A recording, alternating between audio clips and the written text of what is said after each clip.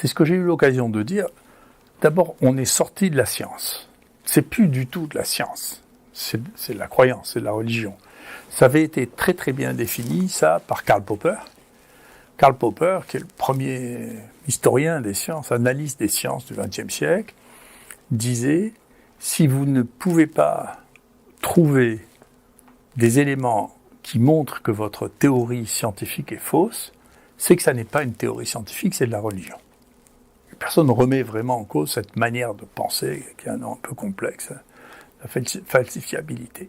Si vous ne pouvez pas accepter que votre théorie est fausse, vous êtes sorti de la science et vous y croyez, quoi qu'il arrive.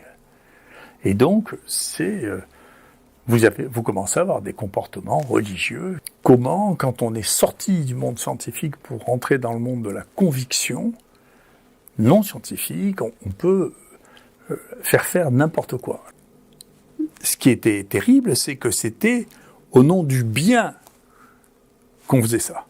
Et au nom du bien, tout est permis. C'est intéressant de voir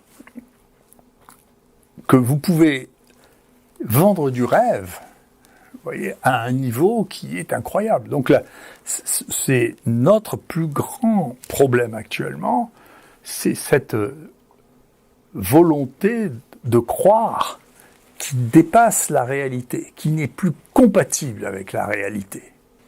Donc je pense qu'il faut faire très très attention de ne pas adhérer à ce point à la théorie qu'on avait avant, qu'on avait bien le droit d'avoir il y a 1 an et demi, mais actuellement, ici et maintenant, on ne peut pas croire à cette théorie et on ne peut pas être d'une violence aussi extrême pour que les gens vous obéissent.